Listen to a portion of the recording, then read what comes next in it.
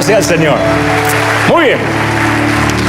A todos los que nos están viendo, no solo aquí, sino en otras partes del mundo, le damos la calurosa bienvenida, le decimos bienvenido a casa, bienvenido a River, al avivamiento de la calle Broadway, donde viene la gente rota, a este hospital del alma, de donde sea que te estés conectando, gracias por estar ahí.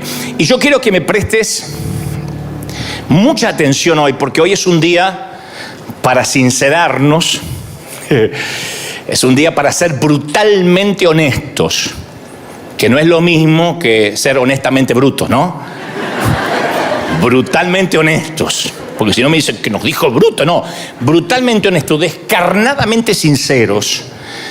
Y yo necesito hacer un trato hoy.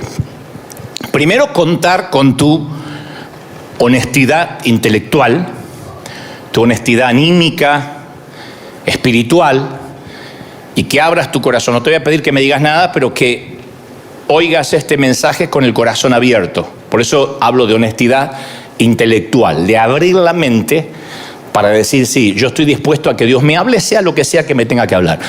Y yo prometo por mi parte, esta es la otra parte del trato, porque un trato siempre es bilateral, prometo abrir mi corazón, contarte una de las tantas batallas que me ha tocado librar por muchas décadas, y creo que es la primera vez que lo voy a contar, pero lo cuento de modo que te aliente, que sientas que no estás solo aquí en el mundo donde estés mirándome, no estás solo en esto que estás viviendo. Dicho esto, paso a transmitirte lo que creo que Dios me dijo que te dijera. Voy a hacer el torpe intento de transmitirte tal cual, sin omitir ni agregar una palabra a lo que creo es la revelación de Dios para este día. Yo estoy convencido que una cosa es sentirnos amados por Dios cuando nuestra vida está en orden y sentimos que nuestra vida le agrada al Señor. Entonces, la autoaceptación es relativamente fácil. Uno sabe que está intentando agradar al Señor, que tiene una vida medianamente en santidad. Digo medianamente porque hasta donde nos alcanza la mente no hemos metido la pata y ahí nos sentimos amados. Incluso hasta nos agradamos a nosotros mismos durante esas temporadas de la vida. Cuando uno está fuerte y está bien arriba y está viviendo una temporada linda con el Señor, de oración, de llenura, que está leyendo la Biblia más que nunca, uno es como que siente que está al control de todo, al timón de su propia vida, y se cristaliza una sensación de seguridad, de tranquilidad, de paz.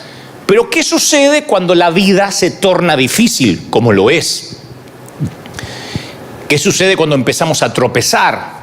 Cuando pecamos, cuando fracasamos, cuando nuestros sueños se rompen, cuando nuestra espiritualidad se desmorona por alguna razón y ya no estamos orando como antes, no estamos buscando a Dios como antes. ¿Qué ocurre cuando nos encontramos cara a cara con nuestra propia condición humana y no nos gusta lo que estamos viendo? No nos gusta esta temporada espiritual que estamos teniendo. Pregúntale a cualquier persona cristiana que acaba de pasar por una separación, por un despido, por un repentino accidente de auto, ¿qué siente? Te divorciaste, por ejemplo. Mi pregunta siguiente es, ¿te sientes entero? Puedes que sientas alivio porque a lo mejor la pareja no funcionaba, por alguna razón indeclinable, el matrimonio estaba irremediablemente roto, pero eso no es lo importante hoy. La pregunta es, ¿cómo te sientes ahora ante Dios? ¿Tu sensación de seguridad quedó intacto o sientes como que hay cierta fragilidad? ¿Cómo queda tu sentido de autoestima después de un infortunio o después de algo que no estabas esperando? ¿Todavía te sientes como el hijo amado de Dios? ¿O sientes eso que yo he sentido por mucho tiempo, que uno es amado por Dios cuando tiene una vida más o menos perfecta y no es tan amado por Dios cuando uno tiene una vida más o menos rota? Hay temporadas que se nos olvida que nuestra caída, que nuestros errores no lo impiden a Dios que nos ame. Hagamos hagamos lo que hagamos, no hará que Dios nos ame menos. No es una apología esto de pecado. No estoy diciendo, haz lo que quieras, lo que se te dé la regalada gana y Dios no le importa. No, se entristece, pero no te deja de amar. Y ya sea que lo entendamos o no, Dios nos ama. Está presente en nuestra vida, habita en nosotros, nos ofrece una compasión que no se compara con nada que hayamos leído en un libro o escuchado en un sermón. No sabes cómo te ama el Señor. Es lo primero que quiero que sepas, que te grabes en tu corazón. Te ama el Señor. No, tienen que aplaudir más fuerte que eso, que se escuche en el mundo. Nos ama el Señor. ¿Lo crees? Ahora, hay una condición implícita. Una condición que no está dicha de manera verbal, pero que está implícita. Dios nos ama, pero también nos llama a dejar de escondernos y a venir ante Él sinceramente, cosa que cuesta horrores en el ámbito cristiano. La autenticidad, la falta de hipocresía. Dios sigue siendo el padre que corrió al encuentro de su hijo pródigo que llegó cojeando a casa, con olor a puerco. Sin embargo, apenas metemos la pata, buscamos escondernos. Es una tradición edénica. La traemos del huerto. Heredamos de Adán y Eva, que de alguna u otra forma los usamos como modelos a seguir. Y cuando metemos la pata, tratamos de escondernos de Dios, de la iglesia. Todavía hay mucha gente que cuando peor se siente, el hilo más delgado es la iglesia. No voy más porque no me siento digno. ¿Cuándo fuiste digno? ¿Cuándo viniste a la iglesia? Porque tu santidad lo ameritaba. ¿Pero por qué nos escondemos? Porque no nos gusta lo que vemos en ciertas temporadas de nuestra vida. Entonces, ¿qué hacemos? Fabricamos un falso yo. Fabricamos un yo admirable, medianamente atractivo, espiritual, superficialmente feliz, porque la felicidad no es tal, es superficial, es playita. Escondemos lo que sabemos de nosotros mismos, o sea, todo lo que asumimos que es indignos, que nos hace indignos para ser amados por Dios. Y nos escondemos detrás de caras espirituales que nos ponemos para el consumo público, para que la gente nos vea de que todo está bien. Todos, de alguna forma u otra, fingimos. Si nos duele la panza, no se nos va a notar necesariamente, ¿no? Excepto el dolor de pies, que dice que se refleja siempre en la cara. Si los zapatos están apretados, los dicen tus ojos. No queda otro. Pero con el tiempo, esto es lo grave, con el tiempo olvidamos que estamos escondidos y eso todavía no es lo peor. Lo peor es que pensamos que esa cara espiritual que pusimos para simular, para el consumo público, es lo que realmente somos. Ese es el problema, porque Dios ama quien realmente somos, nos guste o no. Nos ama por encima del maquillaje. Y cuando Dios nos llama, como Adán, a salir de nuestro escondite, quiere que salgamos desnudos como estamos. No existe ninguna cantidad de maquillaje espiritual que pueda hacer que seamos más presentables ante Él. No hay forma de maquillarse ante Dios. Puedes engañarme, puedes timarme a mí, al resto de la gente, a tu cónyuge, a tus hijos. No puedes timar a Dios. Pero a veces estamos tan hartos de nuestra propia mediocridad. Esto es entendible, te entiendo porque yo he estado en esa estación de la vida muchas veces. Que estamos tan hartos de nuestra propia inconsistencia espiritual que pretendemos que ese fingimiento se mantenga aún delante de Dios. Y conozco a muchos cristianos que se encuentran derrotados por el arma psicológica más fuerte acaso que Satanás tiene.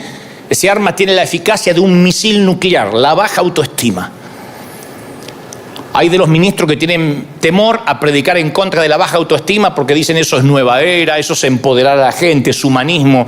Pero yo creo que es un arma sigilosa del enemigo. La mayor arma psicológica de Satanás es una sensación visceral que viene de acá, de inferioridad, de insuficiencia, de no dar la talla, de baja estima. Y ese sentimiento pone grilletes en muchos cristianos, sin importar las experiencias espirituales que han tenido, lo mucho que conozcan la palabra de Dios. Hay muchos que, a pesar que entienden su posición como hijos de Dios, están atados a un terrible sentimiento de inferioridad, de culpa. Satanás es el gran acusador y te acusa hasta por tu tentación. ¿Cómo podés tener esos pensamientos? Alguien dijo alguna vez que si los pensamientos sexuales que tienen la mayoría serían expuestos en una pantalla, el mundo sería un caos. ¿Cómo puedes tener esa fantasía? ¿Cómo puedes pensar eso de otra persona? Y esas cadenas es el malestar dominante que paraliza a los cristianos y asfixia el crecimiento. No maduramos, porque la culpa no nos deja madurar. Y algunas personas, cuando son criticadas o rechazadas, piensan, bueno, ahí está, lo dijo. Esto demuestra que soy un fraude. Esto que me dijo demuestra que realmente no sirvo. Y le damos mente a aquellas cosas que nos dicen, que tienen que ver a veces con una crítica despiadada, pero que la creemos. Y ahí empieza el autorrechazo, que es el mayor enemigo de la vida espiritual. Porque el autorrechazo contradice la voz sagrada, divina de Dios, que nos llama amados. Por eso te empecé diciendo, te ama el Señor. Pero cuando uno está autorrechazado, no puede sentirse amado. Mira, cuando yo tenía 5 años, he contado muchas veces el episodio, el impostor o el falso yo que me armé nació como una defensa contra la tristeza y la soledad. A los 5 años uno no es tan maquiavélico como para decir voy a ser hipócrita, voy a simular en la iglesia. 5 añitos. Pero yo me inventé un falso yo para sobrevivir a la soledad, al no sentirme amado. El impostor dentro mío me susurró, Dante, nunca más seas tú mismo, porque a nadie le gusta como eres. A nadie le gusta cómo hablas. A nadie le gusta ni tu físico, ni tu manera de ser, ni nadie está feliz porque naciste. Acuérdense que yo una vez le dije a mi mamá a los 4 años y medio, mami, ustedes me quisieron tener. No, querido, fuiste un susto, después te explico. Cuando te dicen que fuiste un susto, no es que te esperaban con el cuarto pintadito de celeste, no. Naciste por una noche de avivamiento descontrolada del viejo y ahí está. Después me enteraría los intentos de mi madre por abortarme para que el cáncer no terminara de matarla, etc. Entonces todo eso, de una forma u otra, marca tu vida de adulto. Entonces mi impostor, que vivía dentro mío, o que nació dentro mío, me dijo, invéntate un nuevo ser para que todo el mundo admire y nadie sabrá quién realmente eres. Así que me convertí en un buen chico, cortés, discreto, atento, muy respetuoso, un señorito, un caballerito, cuando era chiquito.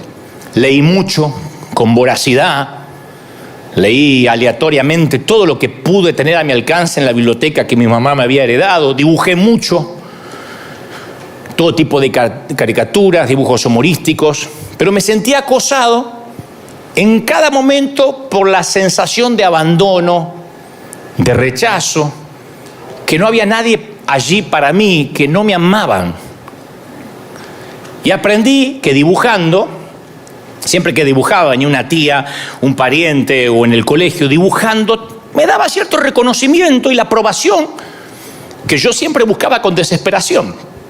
Entonces me daban un papel y yo empezaba a dibujar en cualquier reunión familiar, en noches de Navidad, de Nochebuena, Navidad, en el colegio. Yo dibujaba para ganarme la aprobación de los profesores y empecé a dibujar relativamente bien.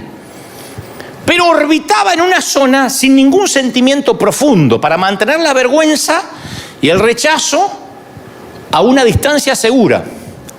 Y me construí un búnker de acero, un blindaje emocional. Un blindaje que cubrió mis emociones y también me negó el acceso a las emociones.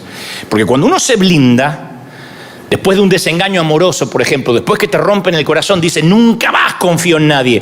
Bueno, te blinda para que no te vuelvan a dañar, pero tampoco puedes volver a amar, no puedes dar.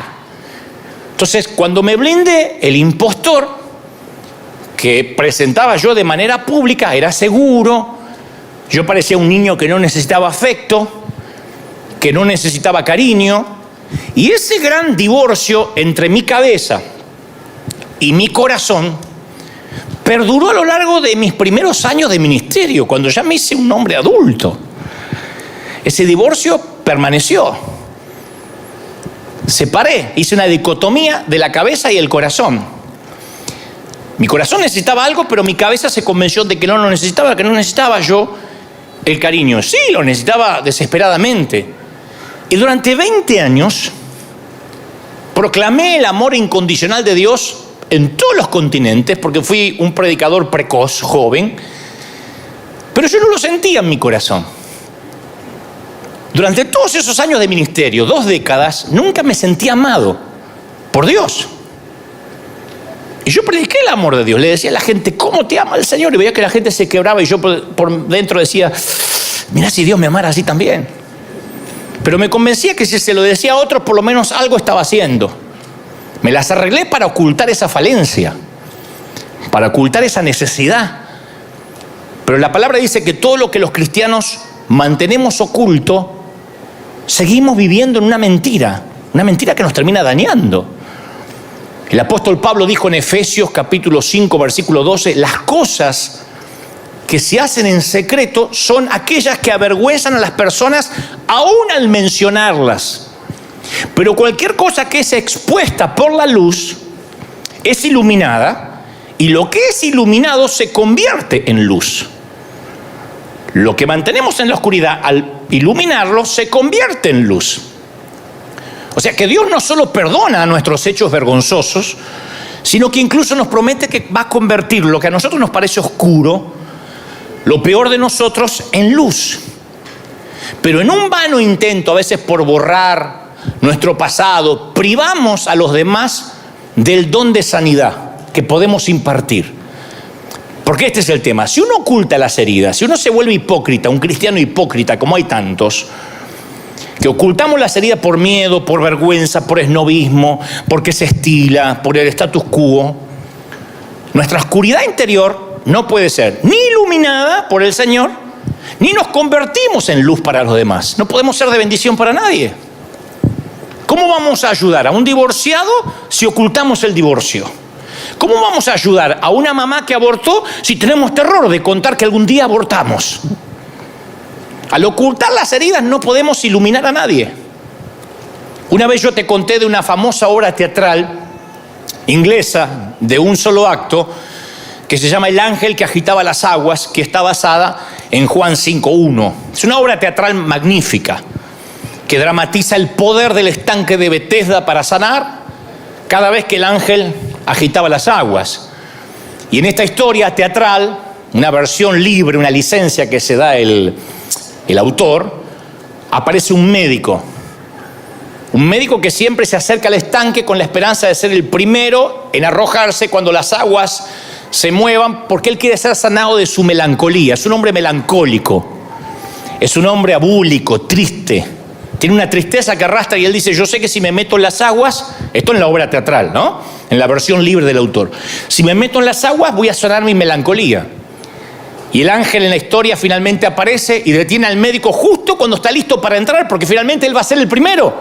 Y el ángel dice, retrocede, doc, tú no. Y dice, ¿por qué si me toca? Retrocede, doctor, tú no. Dialogan un poco y el ángel le termina diciendo, mira, sin tus heridas, doctor, ¿dónde estaría tu poder y tu autoridad para sanar a otros? Es tu tristeza, es tu melancolía lo que te da autoridad, lo que hace que tu voz penetre en lo profundo del corazón de los hombres y las mujeres. Pero si eres sano, eres perfecto, no vas a poder ayudar a nadie. Los mismos ángeles no pueden alegrar a los niños tristes de la tierra, como lo puede hacer un ser humano quebrado por los avatares de la vida como eres tú. Y ahí agrega una frase magnífica y le dice, en el servicio del amor solamente los soldados heridos pueden servir. En el servicio del amor solamente los soldados heridos pueden servir. Fíjate cómo cambiaría este mensaje si yo me pongo en la posición impoluta de que a mí no me pasa nada, como muchos otros predicadores. A ti que tienes problemas en la niñez, a ti que tienes un falso yo, a ti que tienes doble vida, yo no la tengo, pero tú la tienes. Tú automáticamente levantas una defensa y dices, no, este tipo me quiere enseñar a vivir. Pues yo te estoy diciendo que eso lo viví, que de ahí vengo, tiene un doble valor, el valor de la empatía. Yo te conté que Alcohólicos Anónimos es la asociación que más funciona, que se niegan a institucionalizarse. Es una institución que funciona dentro de las aulas, dentro de los templos, de las iglesias, pero nunca vas a ver un edificio como tal, porque ellos creen que solo un herido puede sanar a otro herido. No serviría que tengan un pastor a cargo, un obispo. Tiene que ser un ex alcohólico ayudando a otro ex alcohólico o a otro alcohólico a ser sobrio. Ese ex alcohólico que ayuda sabe que no puede bajar la guardia porque puede ser alcohólico en cualquier momento otra vez. No hay un momento que dice yo ya nunca más voy a caer en el alcohol y por eso ayudo a otros. Es un herido sanando a otro herido. El que estuvo en el alcohol y tiene un problema con esa adicción, tuvo su vida al descubierto, de modo que llevó su vida al borde de la destrucción por el alcoholismo. Y cuando estas personas resurgen, que van contando los días que no toman, llevo 30 días limpios, llevo 1 año y medio limpio, sin consumir. Cuando esta gente resurge del infierno, de la adicción, tiene una comprensión, una sensibilidad, una empatía para ayudar a otros compañeros alcohólicos, ¿no? Porque ellos mismos tienen que estar luchando. Eso es lo que percibe la gente cuando un predicador te dice, yo también vivo lo mismo que vos. Yo no llegué a un nivel que no necesito orar, que no tengo tentaciones, y ustedes, humildes mortales, escuchen ovejerío de Dios. Yo siempre digo. Y algunos colegas me dicen, no te muestres vulnerable, eso no le hace bien a la gente. Le digo, no, al contrario. Los que salieron del alcohol, o están saliendo, están peleando al lado de las drogas, no se permiten olvidar su vulnerabilidad. El que está firme, mire que no caiga. Entonces uno no se puede olvidar que estamos rotos. Las heridas son reconocidas, aceptadas, mantenidas a la vista. Y esas heridas son utilizadas para iluminar sus propias vidas mientras traen sanidad a los otros. Tus heridas traen sanidad a los otros. Cuando sales de algo donde literalmente sentías que tu vida se iba a pique, puedes decirle a otro que cree que su vida se está yendo a pique, no bajes los brazos, no te entregues. Yo pasé lo mismo y salí. ¿Cómo saliste? Te voy a contar. ¿Y ya saliste para siempre? No, pero todos los días la estoy peleando. Entonces es un cordón de 3 dobleces, 2 personas que están peleando por lo mismo. Este es un eco del clamor de Pablo en 2 de Corintios 12:9, que dice, por lo tanto, gustosamente haré más bien alarde de mis debilidades, para que permanezca sobre mí el poder de Cristo. ¿Cuánto hace que no escuchas a alguien hacer alarde de las debilidades? Pablo dice, yo hago alarde de mis debilidades. ¿Quién hace alarde de las debilidades? ¿Cómo te va, hermano? Bien, bien, mujeriego como siempre, pero acá ando.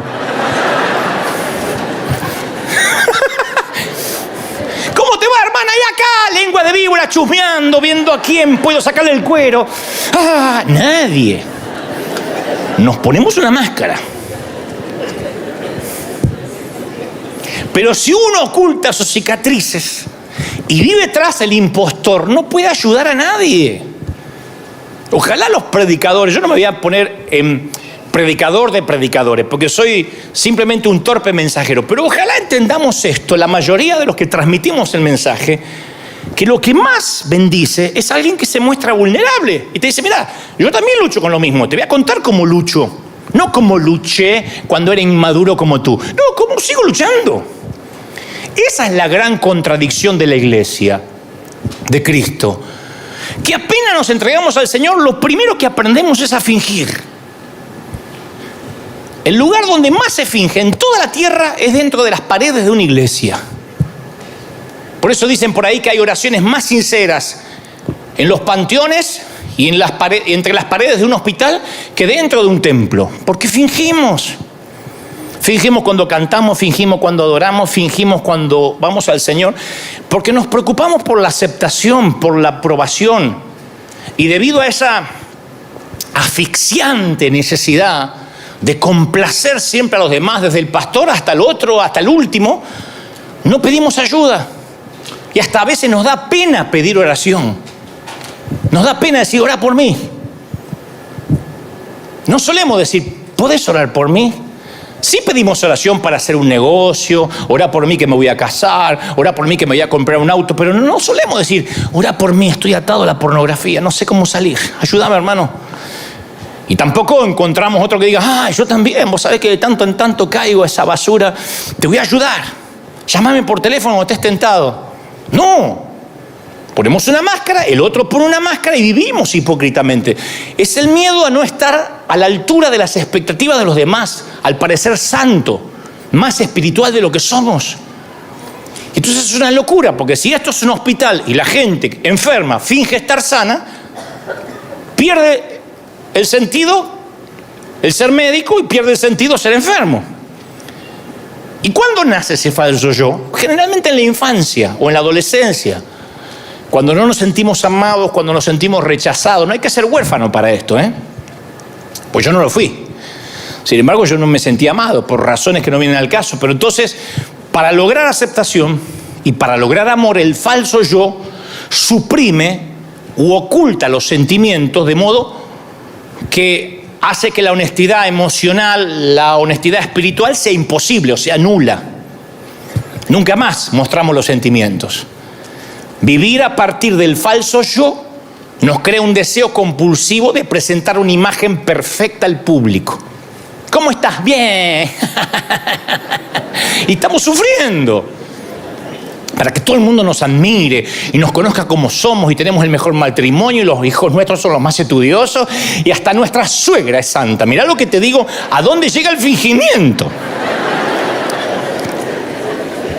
Entonces la vida del impostor necesita experiencias externas para proporcionar una fuente personal de significado. El impostor no es quién es lo que hace. El impostor toma identidad de lo que hace, no de quién es. Eso es lo peligroso. Toma identidad de lo que hace, no de lo que es. Son aquellos que si no están sirviendo a Dios, perciben que ya no tienen valía, que ya no valen para Dios, que Dios ya no los ama. Es que yo no puedo estar sin hacer nada, porque sienten que si no hacen, no tienen valor. Son las personas que tienen que anteponer a su nombre la palabra doctor, pastor, apóstol, porque si su estima no está relacionada con lo que hace, él no le alcanza con lo que es. Entonces el falso yo trata de encontrar su identidad haciendo para el Señor en lugar de estando con el Señor. Son la gente que cuando vino la pandemia se le desmoronó el mundo. Les agarró un terremoto emocional. Es que yo iba a la iglesia todos los días y servía en las células y era ujier y ahora tenés que orar en tu casa. No puedo. Se sintieron que Dios los dejó de amar porque su identidad estaba asignada por lo que hacía. Y la mayoría nos dejamos engañar por esa mentira. Que Dios se complace con nosotros cuando hacemos algo por Él, cuando diezmamos, cuando nos congregamos, cuando oramos, cuando cantamos. Por muchos años yo escondí mi verdadero yo, el verdadero Dante, detrás del desempeño de mi ministerio. Imagínate, yo empecé a los 19 años, un pibito, un chamaquito, todavía soy chamaquito, pero ahí era más. Y se te vuelan los pájaros. Porque yo construí una identidad a través de la tele, a través de libros, una agenda repleta de invitaciones. Tenía 23 años y tenía viajes por todo el mundo. Me pagaban para ir a todo el mundo a predicar. Mirá este muchachito que Dios usa. Y yo llegué a la conclusión que si el mundo cristiano pensaba bien de mí, entonces no había nada malo en mí. Como que de alguna forma le cerraba la jeta a mis viejos, diciendo, mirá el hijo que tuvieron, no me valoraron, no me amaron, y mirá cómo ahora el mundo me está invitando. Mirá cómo gente me escucha hablar. Tengo 23 años y estoy predicando en un estadio. Entonces, cuanto más invertía mi tanque emocional en mi éxito ministerial, más real se volvía el impostor. Y eso nos impulsa a darle importancia a cosas que no tienen importancia y nos va apartando de lo que es real. Entonces empezaba el año y si yo tenía enero, febrero, marzo y abril ya llenos de invitaciones, sentía que Dios me amaba y estaba todo bien. Si las invitaciones se detenían por alguna cosa, decía, Dios quitó su favor. Yo tomaba identidad de lo que hacía. Me están mirando diciendo, a mí me parece lo mismo. Sí, es así. Uno toma identidad de lo que hace. Porque el falso yo nos hace vivir en un mundo de engaño. No está mal servir a Dios, está mal asignarse identidad con eso. Porque cuando uno se asigna identidad de lo que hace, no pasa a nivel ministerial, pasa a nivel familia. Hay mamás que en lugar de disfrutar ser mamá, toman identidad de los hijos. Su vida es, yo nací para tener hijos, para criarlos, para estar pendiente. Eso es lo único. Después me quiero morir. Cuando críe el último me quiero morir. No, ¿por qué te quieres morir? Pero hay gente, hay damas que toman identidad de ser mamá. Y cuando el último hijo emigra y vuela su propio vuelo, son esas abuelas insoportables que te mandan 72 mensajitos al día. Acuérdense de mamá, acuérdense, estoy sola, me estoy muriendo, papá no me habla. Porque tomaron identidad de los hijos. Que acá no pasa, pero yo sé que en otras partes del mundo sí. O tomar identidad de tu cónyuge. Es espantoso. Porque ya tu cónyuge parte, o el matrimonio se disuelve, y tomabas identidad prestada, eras una luna, brillabas con una luz que no era tuya. Entonces no podemos reconocer, cuando uno vive de una luz prestada, no podemos reconocer el vacío que hay en nosotros. Por el contrario, como servimos a Dios y estamos metidos en un montón de cosas, ignoramos ese vacío, barnizamos la verdad y distorsionamos la realidad. Y esto me trae a la mente las palabras del apóstol Juan, que dijo, si afirmamos que no tenemos pecado, en 1 de Juan 1:8, si afirmamos, no, yo no tengo pecado, nos engañamos a nosotros mismos y no tenemos la verdad. ¿Y qué es lo que te va a hacer libre? La verdad. Pero si uno dice, no, yo no soy así. Si uno afirma que no tiene pecado, seguimos en oscuridad. Entonces yo me acuerdo que mi deseo, mi anhelo de aprobación, ese que no tuve en la infancia, luego de adulto me hacía tambalear por un deseo a que me acepten, a que me amen. Yo quería que otros pastores me amaran. Hoy me río de eso, hoy no me quiere casi ninguno. En ese entonces yo deseaba que me aceptaran. Yo conté que yo he estado en congreso con un mensaje listo para miles de jóvenes, en una plaza de toros, en un lugar repleto, y se sentaba allí 2, 3 pastores y yo cambiaba el mensaje por uno más sofisticado, uno más bíblico, para ganarme la aprobación de esos 3, olvidándome de todos. Pedí perdón ya, por eso creo que el Señor me perdonó. Hoy en día no me importa. Me interesa cumplir lo que Dios me manda a decir. Pero este es el tema más importante aquí. Dios no puede amar al falso yo. No podemos armarnos, sí podemos, pero, a ver, no vamos a lograr que Dios nos ame, porque Dios no puede amar a un hipócrita. Dios no reconoce a ese que inventamos para el consumo público. Dios no puede amarlo. Es como una dama que se faja toda y se mete un montón de corsés y anda así por la vida. Señor, bendíceme, Dios dice, no te reconozco, mija. Sácate todo eso, pues no sé quién es. Empecé a sacar. Ahora sí.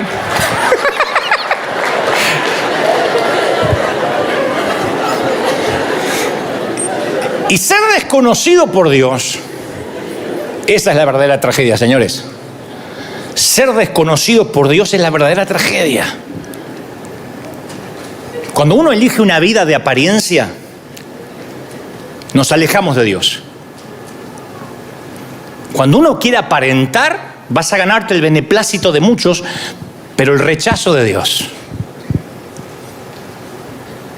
Porque solo puede haber 2 amores básicos. El amor de Dios hasta olvidarse de uno mismo, o el amor de mí mismo hasta olvidarme de Dios. Si me empiezo a amar a mí y a cuidarme a mí, me voy a olvidar de Dios. Y si amo a Dios, me voy a olvidar de mí. Y la triste ironía es que el impostor no puede experimentar intimidad en ninguna relación. No hay peor cosa que estar casado o casada con un impostor, con una persona falsa, que nunca lo terminas de conocer. Ahora, si eso es trágico para una pareja, imagínate lo que es para Dios. Cuando somos incapaces de tener intimidad con nosotros mismos, también somos insensibles a las necesidades de los demás. Por eso tantos en las iglesias no pueden amar a nadie.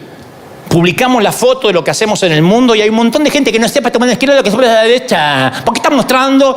No es que él está haciendo y no lo está mostrando y quiere que hagas lo mismo. No, no quieres que muestre porque él no hace y porque él no siente compasión. ¿Por qué no siente compasión? Porque vive en hipocresía. El que vive en hipocresía no siente empatía por nadie. Ahora, ¿por qué nos conformamos a veces con vivir una vida tan limitada? Bueno, en primer lugar, yo tengo mi teoría. En primer lugar, porque los recuerdos reprimidos de la infancia sentaron un patrón que siguen estando ocultos ahí, cuidadosamente ocultos. Son patrones de la infancia. Es un radar de defensa muy eficaz que evita los sentimientos de rechazo, como me pasó a mí, pero que sacrifica la necesidad de intimidad. Uno no tiene intimidad cuando es un falso. No se puede estar con alguien que es falso. Yo tengo amigos así, no voy a decir quién, porque estamos saliendo al mundo, por ahí en otro momento lo contaría, pero yo tengo amigos así que fueron actores o cantantes y que se comieron al personaje. Entonces estamos en un restaurante, viene la gente, se acerca y él dice: hola, ¿cómo te ves? Te firmo un autógrafo, ¿qué tal? ¿Cómo te ves? Querida, ¿qué tal? ¿Me conoces? ¿Me conoces? Pero qué raro, ¿de qué generación sos? No, yo tengo 23, qué raro, tu mamá me debe conocer, ¿eh? Tu mamá me debe conocer, mis éxitos, ¿no conoces mis éxitos? Te firmo. La chica no quiere que le firme nada. Se va, quedamos solos y dice: vos sí te acordás de mis éxitos, ¿no? ¿Te acordás del hit que dice? Yo digo, no puede ser. Está enfermo. Se cree un famoso. Yo digo que hasta Messi en su momento tiene que dejar de ser Messi. Cuando está con su mujer, cuando está con los hijos. No, hay gente que vive en un personaje, vive en una cápsula de hipocresía. Esto con los cristianos evangélicos es un modus operandi. ¿Qué tal? Dios te bendiga, la paz del Cordero Inmaculado lo redima de la concupiscencia de la carne. Ahí conmigo me estoy empoderando en el nombre del Señor. ¿De verdad? Van así en la carnicería, carnicero, en el nombre del Señor, denme un poco de nalga. ¿Es así? No. Entonces, ese sistema de fingimiento, de apariencia, se construye desde los primeros años de vida. ¿Cuándo? Cuando detectamos que no somos amados. Y en segundo lugar, vivimos limitados. ¿Saben por qué? ¿Por qué vivimos así? Por cobardes. Porque una vida dedicada al qué dirán es una vida de pecado. Estás en pecado. Si estás viviendo por el qué dirán, y te lo digo porque he estado en pecado mucho tiempo, estás en pecado. Aunque algunos lo disfrazan de no, estoy cuidando el testimonio. El testimonio se cuida solo.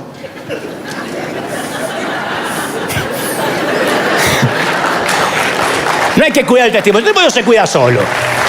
Hay que cuidar el testimonio. Hay que poner el testimonio en Instagram para que vean que todo está feliz, porque hay que cuidar el testimonio. El testimonio se queda solo. Si uno vive bien, el testimonio habla a los gritos. Y si uno no vive mal, no hay filtros de Instagram o TikTok que te pueda hacer mejor de lo que eres. Entonces yo he pecado deliberadamente. ¿Cómo? Al negarme a pensar, sentir, actuar, responder y vivir de acuerdo a mi yo auténtico. Por mucho tiempo.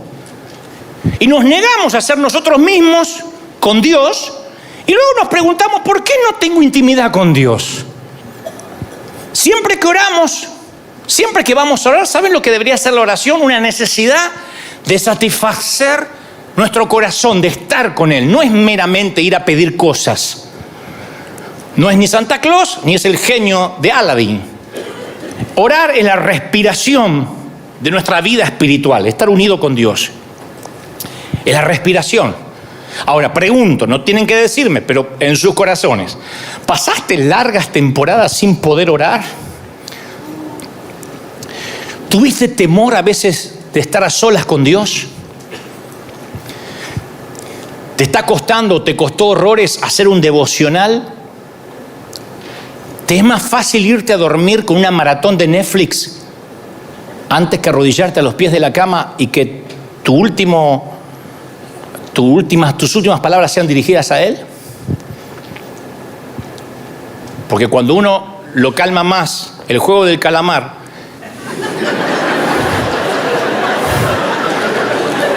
que Dios. Ese es el impostor que vive dentro tuyo, no te deja orar. ¿Por qué? Porque el falso yo se resiste a la intimidad. El falso yo, el impostor que vive en ti, razona. Bueno, yo no oro mucho, pero sirvo un montón. Mira cómo tengo los pies de estar parada en la iglesia. Aparte, a mí me gusta tener comunión continua, espontánea, en el auto, en el inodoro. Yo no soy de ay, me voy a poner a orar, así como las religiosas. A mí me gusta cantar corito. No, tu falso yo tiene terror a estar solo con Dios. Porque si está a solas con Dios, descubriría que no es nada, que está vacío. Entonces ese falso, ese hipócrita que vive en nosotros se siente frustrado porque a la vez nunca oye la voz de Dios, pero no puede oírla porque Dios no lo reconoce. Dios tiene adversión hacia el hipócrita. No perdió un solo minuto en las Escrituras en tratar de convertir a un hipócrita. Y mirá que tuvo paciencia con las prostitutas, con los recaudadores de impuestos, aún con los centuriones. No tuvo un gramo de paciencia. Lo dio como una batalla perdida con los hipócritas. Le dijo generación de víboras, serpientes, sepulcros. Porque no se puede Dios acercar a un hipócrita. Porque Dios detesta la mentira, la fachada, la máscara. Entonces la oración está muerta para cualquier identidad que no venga de parte de Dios. Por eso hay que salir fuera del escondite, mostrarnos. Porque cualquier cosa que sea negada no se puede curar.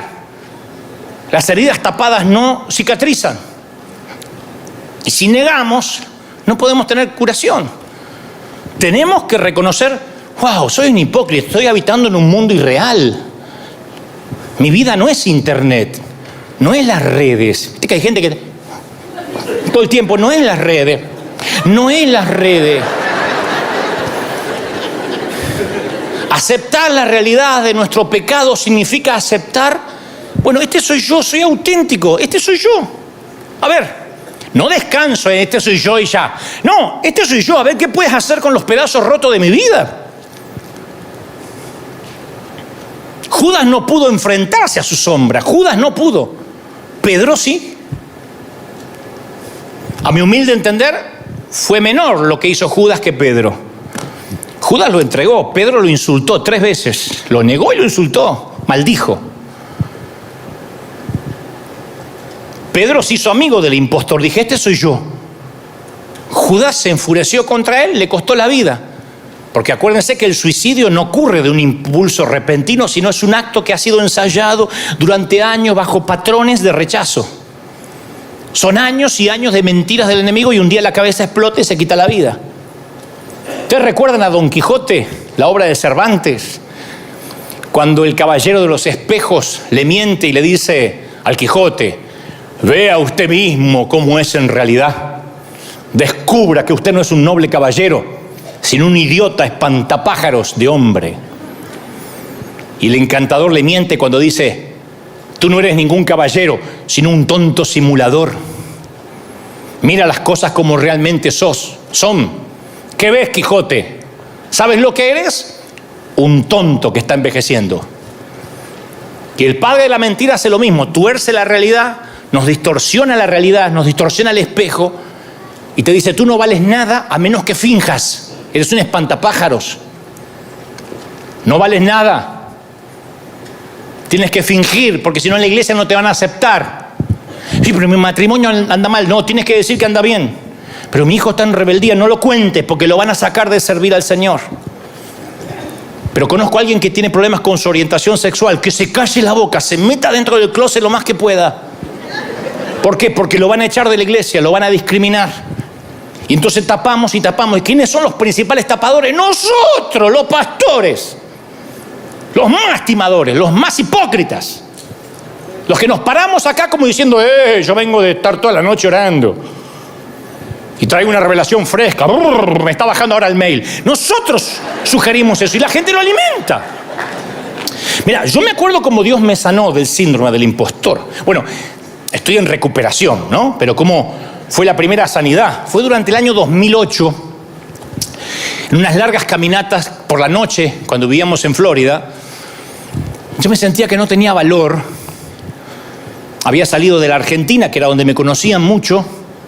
Y ahora era una nota más en un gran pentagrama musical viviendo entre los gringos y los venezolanos en Weston, Florida, Miami, y yo no estaba haciendo nada para ganarme, creía yo, la aprobación de Dios.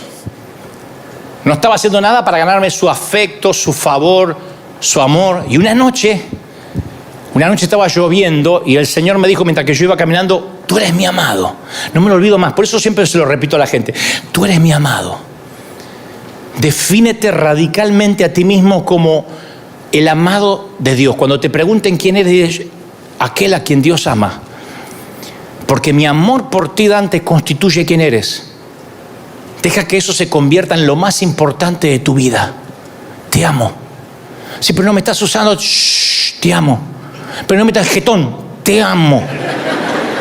Bueno, lo de jetón creo que no lo dijo, pero yo lo percibí. Entonces, la base de mi patrimonio personal no son mis bienes, no son mis talentos, no es la estima de los demás, no es mi reputación, no son los aplausos, no son las críticas despiadadas. Yo me quedé anclado en Dios, en cuya presencia cada vez que voy estoy desnudo, que me vuelve a decir: cómo te amo, tú eres mi hijo amado, Dante, te amo, te voy a dar el amor que no te dieron tus padres, que no te dio la iglesia. ¿Lo crees? ¿Cuántos quieren ese Dios? Díganme amén. Yo pensé que Dios había perdido su interés en mí. Un año en que y eso que salía a predicar, pero yo me sentía que durante la semana no hacía nada.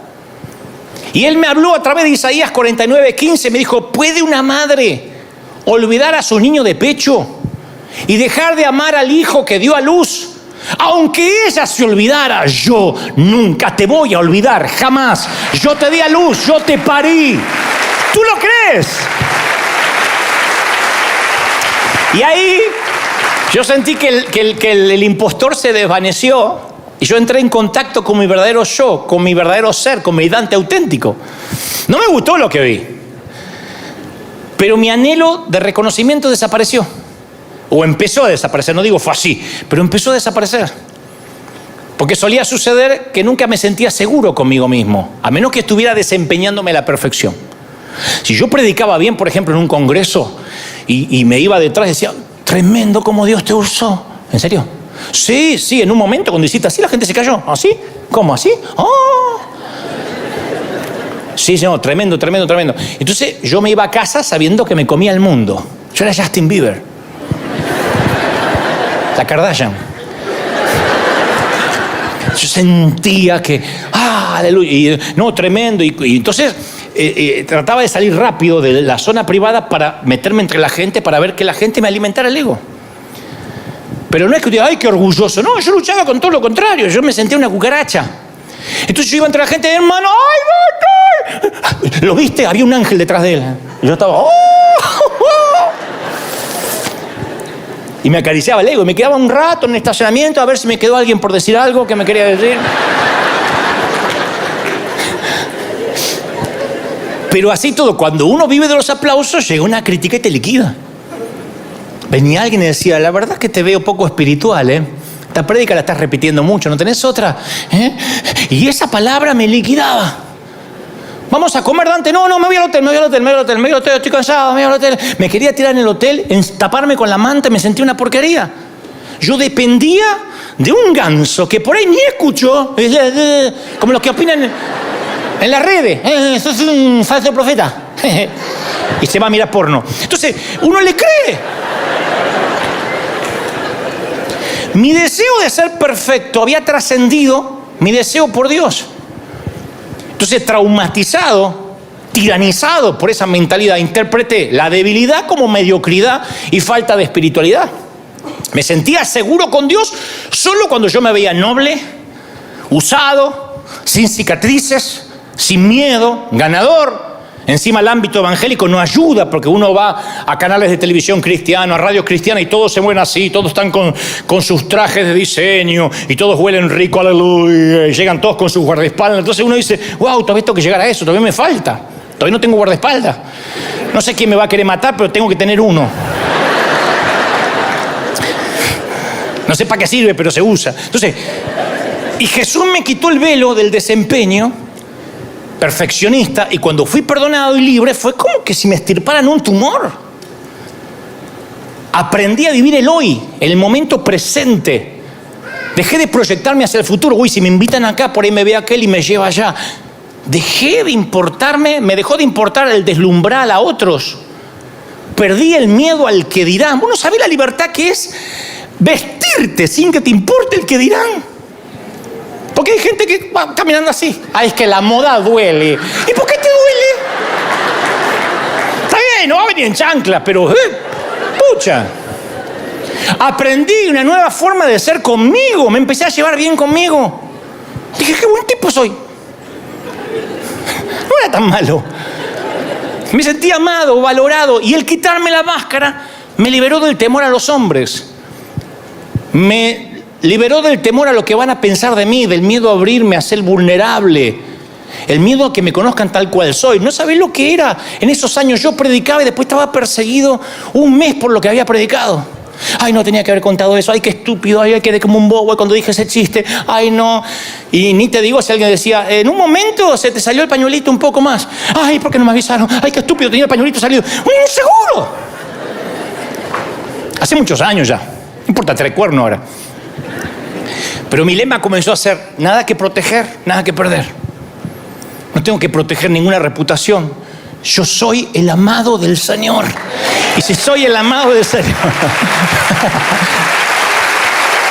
me vuelvo seguro, inmune a las críticas, a los aplausos. Además, escucha, cuando conozcas a tu ser auténtico, ese es el ser más extraordinario, el auténtico, el que más subyuga. Ese es el que enamora, el que subyuga, el que atrae, el auténtico. Ese yo discreto que tiembla en el invierno, que suda en el verano, que se despierta con el ojo hinchado, que va reptando hasta el baño para ir a orinar, que se abre camino a través del tránsito entre los chinitos, que compra en el supermercado, que saca el tacho de basura, que es feliz tomando una copa de Malbec mendocino que deberían tomarlo para la Santa Cena para que esté ungida. Mientras que el impostor asigna su identidad en la adulación o la crítica, el verdadero yo afirma su identidad al saberse amado. Y el auténtico encuentra a Dios en las cosas cotidianas de la vida, no en la búsqueda de experiencias místicas. ¿Viste que hay gente que si no se cae, si no le agarra la tembladera, Dios no lo tocó? Hace poco alguien se fue de esta iglesia y dijo, me voy, acá no hay mucha chiripiorca. Bueno, vete todos los capítulos del Chavo y que te agarre la chiripiorca. Cuando te canses, volvé. Gente que le gusta la espuma. Porque siente que esa es su identidad. Ay, me agarró la tembladera. Y ahí siente que Dios lo tocó. Yo todo lo que quiero decirte es, tú eres el amado. Vos sos el amado. Mi único deseo es que se grabe en tu rincón, en el rincón de tu ser. Eres el amado. Diga conmigo, soy el amado. Fuerte, soy el amado. Y anclado en esa realidad, uno no necesita que lo vean, que lo reconozcan, que lo honren. Le damos la gloria a Dios siendo nosotros mismos. Vivimos con la conciencia de que somos amados y ese es el eje en torno al cual gira nuestra vida cristiana. Es el núcleo de nuestra existencia. No te sientes amado por Dios, está fregado. Y no es porque Él te ame o no te ame, es porque uno no se siente, es la percepción. Ese es el nombre por el cual Dios nos conoce. Apocalipsis 2:17 dice, al que salga vencedor, le daré el maná escondido y le daré también una piedrecita blanca donde hay un nombre escrito, un nombre nuevo que solo conoce el que lo recibe. Entonces, si tengo que buscar una identidad fuera de mí mismo, me va a seducir la necesidad que me honren. Uy, fui hasta la iglesia y no me dijeron pastor. Uy, se olvidaron de decir que yo escribí varios libros, y cuando me presenten digan conmigo que la iglesia tiene tantos miles. O puedo encontrar, en su defecto, mi centro de gravedad en las relaciones interpersonales. Como decía recién, que nos halague la gente. Y a veces la iglesia tenemos la culpa de halagar a la gente, halagar a los demás. Ay, usted es tan ungido. Ay, el siervo. Ay, usted es el líder. Y cuando pertenecer a un grupo de élite eclipsa el amor de Dios, o cuando extraigo significado de cualquier fuente que no sea el saberme amado, estoy espiritualmente muerto. Cuando Dios es relegado al segundo lugar detrás de cualquier baratija, habremos cambiado la perla de gran precio por vidrio barato pintado. ¿De qué me sirven que me diga pastor, doctor, apóstol, si voy a llorar bajo la manta de que no me siento amado? Por eso recuerdo lo que el Señor me dijo bajo una lluvia una vez en Florida. Puedes oírme, Dante, te amo. Siempre te amé. Y he estado esperando que hagas silencio para decírtelo. Pero estabas tan ocupado, flaco, tratando de demostrarte a ti mismo y de demostrarme a mí que mereces ser amado, que no me podías escuchar. Porque yo sabía que continuamente decepcionaba a Dios. Una parte de mí que me avergonzaba. Entonces yo huía de mis debilidades, negaba quién era yo y me concentraba en lo que quería hacer, en el modelo terminado. Pero no fue hasta que abracé mis partes rotas que recién ahí pude identificarme con las partes rotas de los demás. Mi rol era identificarme con el dolor de los demás, no tratar de aconsejarlos o que cambien de vida necesariamente. Ministrar es compartir, no dominar. Es comprender, no teologizar. Es cuidar, no controlar. En todo caso, cuido las ovejas, no las controlo. Y yo solo sé que en ciertas temporadas todos hacemos un ajuste en nuestras vidas. Ese fue uno de los momentos para mí. Si miras mi vida en un mapa, difícilmente en el 2008 veas algún cambio profundo, pero sí hay un ligero cambio de dirección. Pero yo te puedo decir que se siente muy diferente ahora. No tengo que maquillarme para hablar con Dios. ¿No sabes lo que es eso? No tengo que maquillarme para hablar con Dios. Porque aparte Él conoce mis pensamientos, mi corazón. A veces le digo, ¿viste, Señor? El Señor dice, Pero siempre nuestras charlas terminan, haga lo que haga, Dante, eres amado.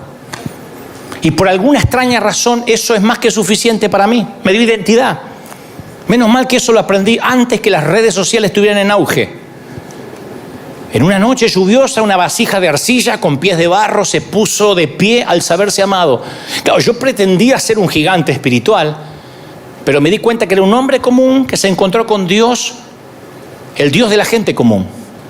El Dios que toma los pelagatos destartalados y los eleva hasta sentarlos con príncipes, con reyes.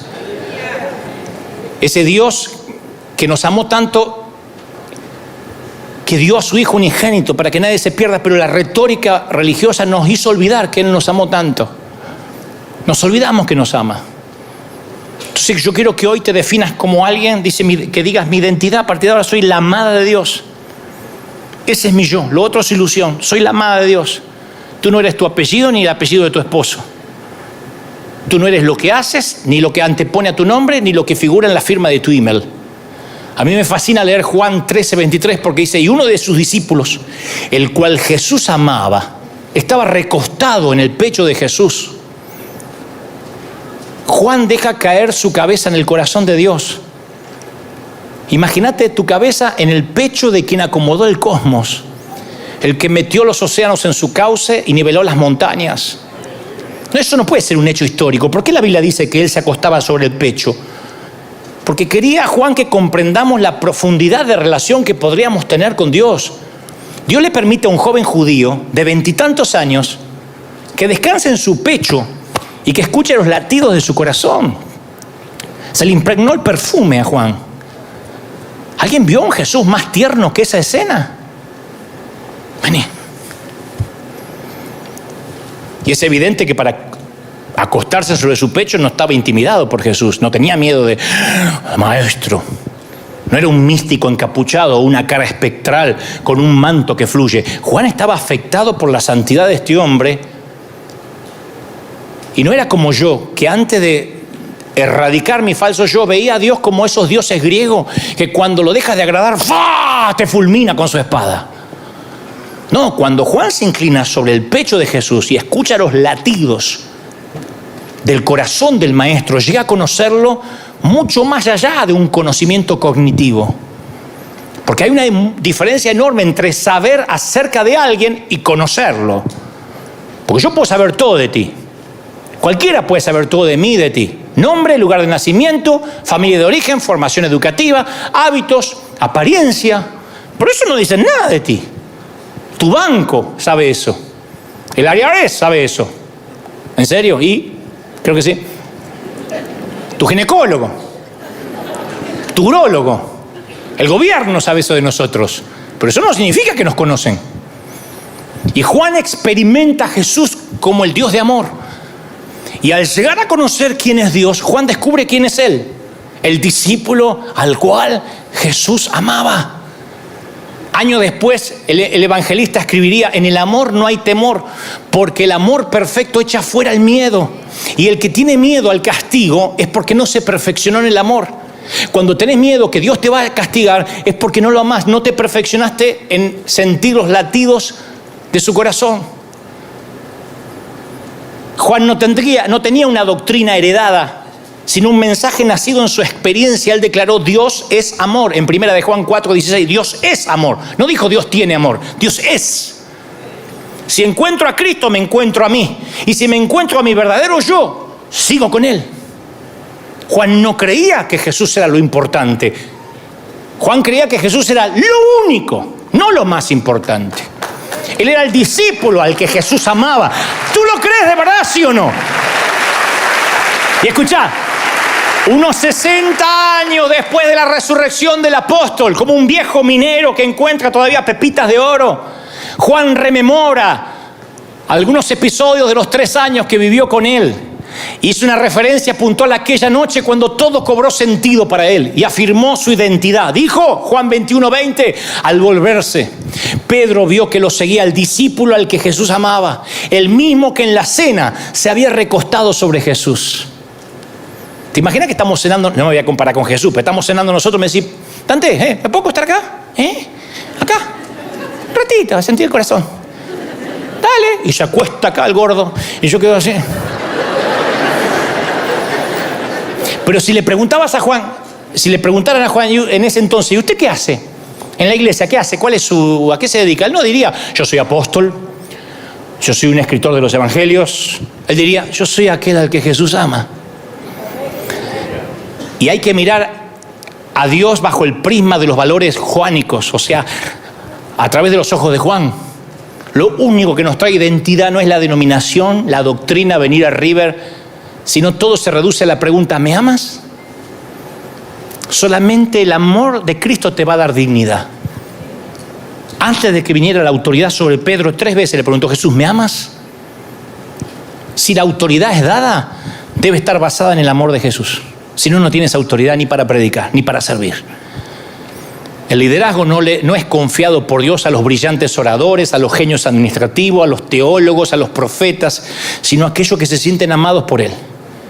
Nuestro liderazgo está basado en una relación íntima con el Señor. Pero a veces vemos que si Dios nos bendice es porque yo hago las cosas bien. Si me deja de bendecir, porque hago las cosas mal. Es una noción que tiene que salirse de nuestra cabeza. El Dios de Noé, que ve las personas en pecado y manda un diluvio. El Dios del desierto, que envía serpientes a morder a todos porque se quejaron contra él. El Dios de David, que diezma a todo el pueblo porque David se atrevió a hacer un censo. El Dios que exige la última gota de sangre de su hijo para expiar los pecados. Esos estados de ánimo de un Dios que alterna entre el odio, entre la ira y entre el amor. No, eso se nos hizo familiar hasta el día de hoy. Dios me está castigando. No es ese el Dios que vino a traer Jesús. Por eso si hay una palabra que ejemplifica a Jesús es reconciliación. 2 de Corintios dice: en Cristo nos reconciliamos. Reconcilió Dios al mundo consigo mismo, no tomándole en cuenta sus pecados. ¿Lo crees de verdad, sí o no? Dios reconcilió, Colosenses 1:20, todas las cosas en el cielo, en la tierra, haciendo la paz por medio de su muerte en la cruz. ¿Cuántos quieren reconciliarse con el Señor? Nada te puede separar del amor de Cristo. Dile: nada, nada. Di fuerte: nada. Ni la falta de conciencia, ni la falta de pasión, ni los juicios negativos, ni la imagen degradada que tenga de ti mismo, ni la suegra, ni el futuro incierto, ni las luchas de poder en la iglesia, ni los falsos profetas, ni el miedo, ni la culpa, ni la vergüenza, ni el odio hacia ti mismo. Nada te va a separar del amor de Dios. Nada te va a separar. Pongo mi verdadero yo. Te ama el Señor. Te ama el Señor. ¿Cuántos dicen amén? Te ama el Señor. ¡Aleluya! Si no hacemos eso, ya termino. Nunca dejamos la carga del pecado, solamente cambiamos la maleta de mano. Pensamos, no puedo decir que pequé porque si lo digo me van a dar con un caño y tengo que abrirme con alguien que me ama. No puedo admitir que estoy equivocado. Y en el fondo, uno no se siente aceptado y reprime la culpabilidad, finge que todo está bien. Yo me harté de ser hipócrita. Cuando digo legalista en recuperación es porque me harté de ser un legalista. Yo juzgaba a los demás por mi propia hipocresía. Si yo finjo, tú finges. Y a propósito, hace unas semanas yo te conté que suelo hablar mucho solo. No que esté loco, pero hace más de una década tuve una charla con mi falso yo. La última gran charla, la última plática con mi falso Dante. Le dije, buenas noches, impostor. Quiero decirle, porque yo lo trato de usted, quiero decirle que cuando yo era un niñito y descubrí que no había nadie ahí para mí, usted intervino y me mostró cómo y dónde esconderme. Porque mis padres hacían lo que podían, no los culpo, pero no me sentía amado. Entonces, en ese momento de mi vida, impostor, usted fue invaluable para mí. Porque sin su intervención yo me habría paralizado por el miedo. Y usted tuvo un papel crucial en mi vida. Usted fue mi protector durante mi desarrollo. Cuando tenía 5 años, me enseñó cómo ocultarme. Me iba al galpón de la carpintería de mi papá, donde estaban todas las herramientas, y pasaba horas y horas allí, cada eterno y solitario verano. Me pasaba allí encerrado, creía que nadie podía encontrarme. Me sentía seguro y de alguna manera funcionaba. Mi mente se enfocaba en pensamientos felices, echaba a volar mi imaginación y a dibujar y me escapaba del mundo real. Así que, impostor, hemos construido juntos en aquel galpón un mundo en el cual podíamos estar seguros. Pero en el proceso de crecer, usted me siguió enseñando a ocultar mi verdadero yo. Y se puso en marcha un proceso de ocultamiento, de hipocresía, de apariencia. Y me di cuenta que usted es un mentiroso. Porque usted me dijo, Dante, si persistes en ser tú mismo, tus padres te dejarán de amar, los pocos amigos que tienes se largarán. Así que, Dante, tapa tus sentimientos, oculta tus recuerdos, para que puedas encajar en el mundo cristiano. Y así comencé un elaborado juego de simulación y engaño. Y debido a que funcionó, en los primeros años no tuve objeción. Nunca lo enfrenté, impostor, porque usted me engañó. Y ahora me doy cuenta que usted, falso yo, es egoísta, artero. Usted necesita atención. Y ahora que cumplo mis 40 años, esta oración la hice hace más de una década, voy a llevarlo donde sin saberlo siempre deseo estar, a la presencia de Jesús. Así que sus días de berrinche y babosadas se terminaron. En la presencia de Jesús me doy cuenta de que usted ya, apenas lo llevo ahí, ya comienza a menguar. Claro, no morirá definitivamente, a veces querrá resucitar. Pero a medida que pase más tiempo, ese falso yo en la presencia de Jesús necesitará menos adulación, menos aplausos. Y en su presencia se va a deleitar de lo que significa vivir por gracia y no por propio comportamiento ni doctrina. Y a partir de esa charla, en la que me despedí oficialmente de mi impostor, comencé a contagiarme del corazón de Jesús.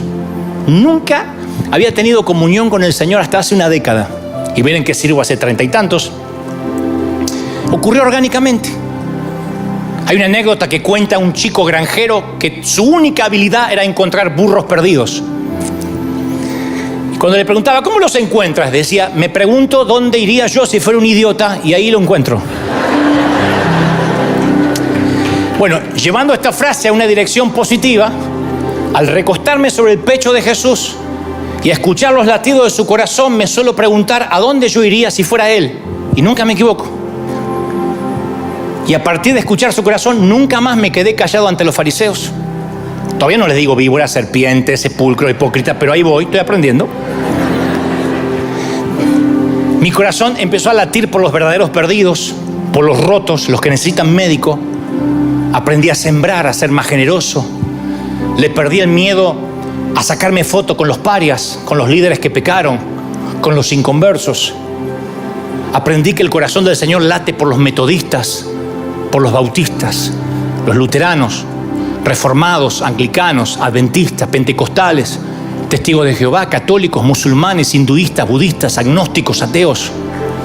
Y al igual que Él, prefiero una iglesia llena de gente enferma que en lugar de museo de santos. Aprendí que no necesito que me digan pastor. No lo necesito. No necesito que me digan pastor, aunque lo sea. Te avergonzás. No lo necesito. El médico no es que no te puede curar si no le decís médico. No necesito que al ingeniero diga ingeniero si no puede construir o querer hacer un plano. Porque de igual modo, me digan lo que me digan, entre él y yo tenemos un código. Él me regaló un nombre nuevo, cambió mi documento, mi ID. Yo soy Dante, aquel a quien Dios ama. Aquel al que Dios ama. ¡Vamos, celebra al Señor! ¡Dale un aplauso al Rey de Reyes! Si crees que Dios habló, que ese aplauso se escuche en todo el continente, desde Alaska a Tierra del Fuego, que se escuche en Oceanía, en América, en Asia, en África, en Europa. La gloria del Señor ha caído aquí en River hoy. ¡Bendito sea Dios! Vamos, celebra. El Rey está en casa hoy. Bendito, más, dale un aplauso al Señor. Dios ha hablado. ¿Cómo te ama el Señor? ¿Cómo te ama el Señor, princesa? ¿Cómo te ama el Señor, príncipe? Uy, vamos, celebra, el Rey está aquí, el Rey está en casa. Te ama el Señor. Di conmigo, Señor Jesús. Fuerte, Señor Jesús, entra en mi corazón, perdona mis pecados, anota mi nombre en el libro de la vida. Te recibo, Señor, como mi Salvador. Y ahora quiero orar por todo. Levanten las manos, ya nos vamos. Pero quiero orar por todos, por acá y los que están en televisión, los que miran en internet, los que están conectados en diferentes dispositivos. Te ama el Señor. Yo estoy orando para que una revelación del amor de Dios venga sobre tu casa, sobre tus cosas, sobre tu familia. Para los que toda la vida lucharon con rechazo, para que hoy el hipócrita quede aquí en el altar, quede aquí adelante, para que hoy el hipócrita, como una maleta pesada, como un tumor que se extirpa, desaparezca para siempre. Todo síndrome, todo espíritu de impostor se va ahora. Vamos, comiencen a clamar, comiencen a orar, digan: Señor, yo estoy siendo sano, yo estoy siendo libre, yo estoy siendo próspero, yo estoy recibiendo cosas que ojo no vio, ni oído yo, ni han subido a corazón de hombre. Estoy recibiendo ahora más. Reciban.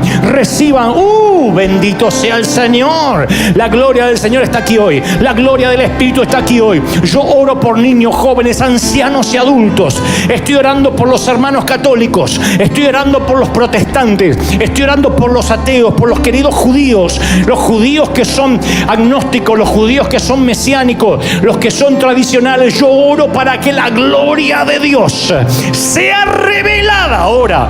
Estoy ahora soltando sobre los jóvenes. Escuchen, los jóvenes, los que han crecido conmigo.